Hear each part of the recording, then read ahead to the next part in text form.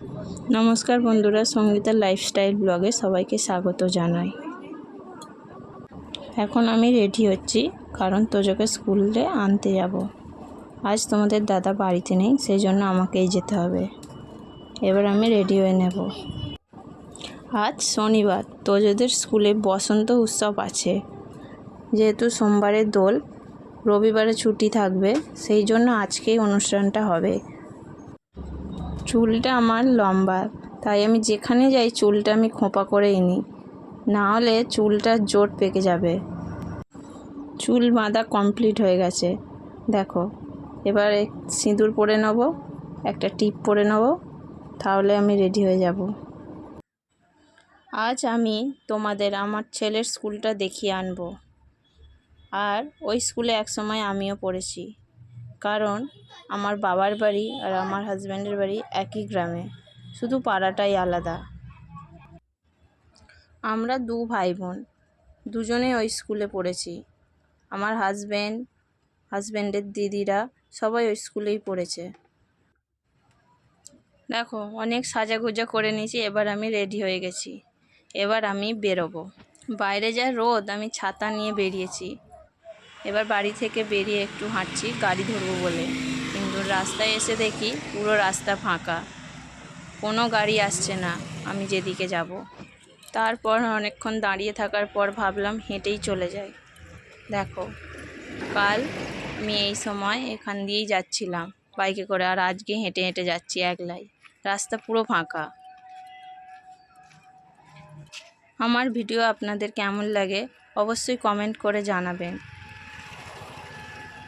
তাহলে নতুন ভিডিও করার আগ্রহ পাবো।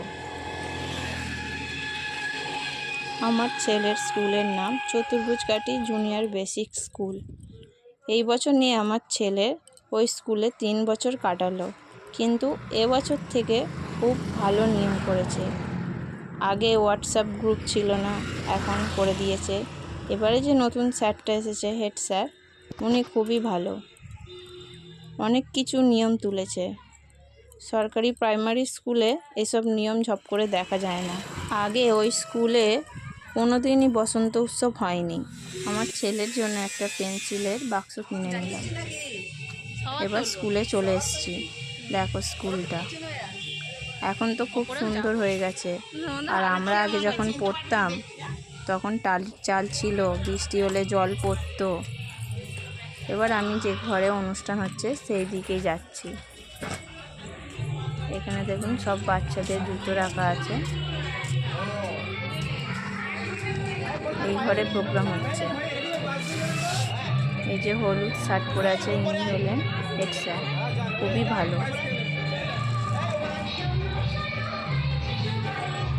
এবার আমি ওই সাইডে যাব, ওই গেট দিয়ে ঢুকবো, দেখি তোজোকে দেখতে পাই কি না। দেখুন একজন নাচ করছে। এবার আমি জানলা দিয়ে দেখলাম, তোজোকে দেখতে পেলাম না। এবার আমি পিছনের গেট দিয়ে ঢুকবো।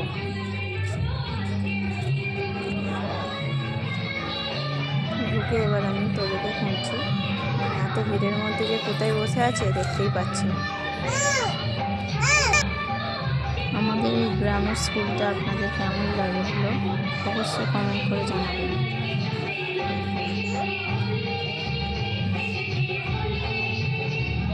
এবার সবাই আমাকে বসতে বলল,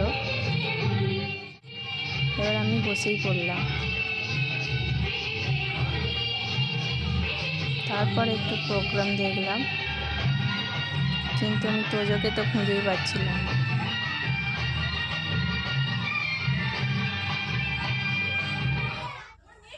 আমার জন্য এক্সট্রা একটা বাদ দেবে তো। দেখুন সবাইকে পায়েস দেবে বলে পায়েস রেডি করছিল। আসুক তোজো, তোজো আসুক।